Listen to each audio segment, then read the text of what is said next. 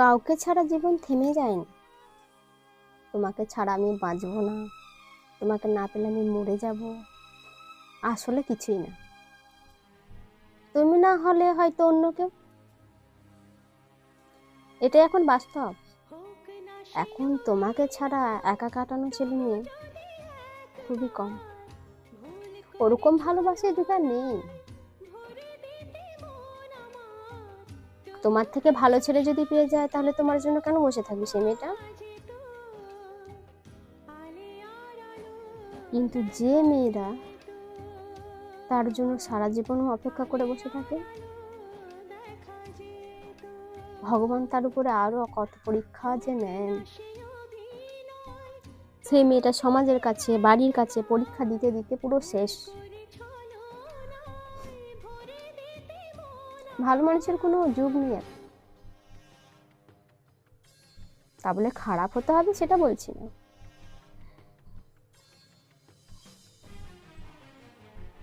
কিন্তু যদি কাউকে ভালোবাসো,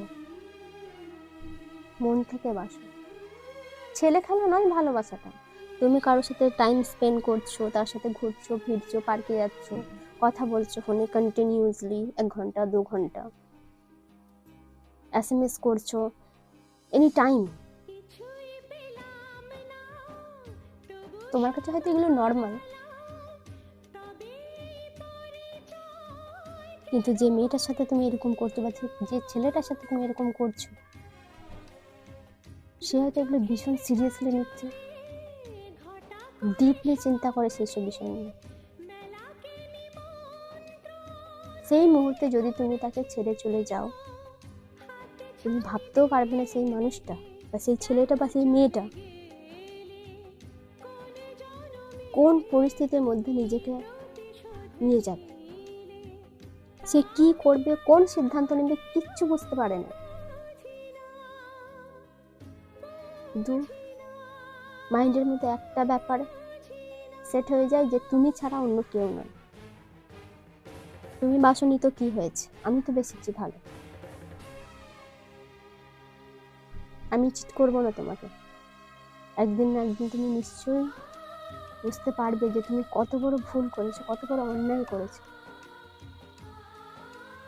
আর যখন সত্যিই তুমি এই কথাটা জানতে পারবে, পৃথিবীর সব থেকে কষ্টে থাকা মানুষ তখন তুমি নিজে হবে। মানসিক অশান্তি, মানসিক যে ভেতরে ভেতরে কষ্ট, সেটা ফিল করতে করতে তুমি শেষ, কোনোদিন নিজেকে ক্ষমা করতে পারবে না। তাই ওরকম ভাবে কোনো ছেলে নিয়ে লাইফ নিয়ে ছেলে খেলা করো না, বি সিরিয়াস।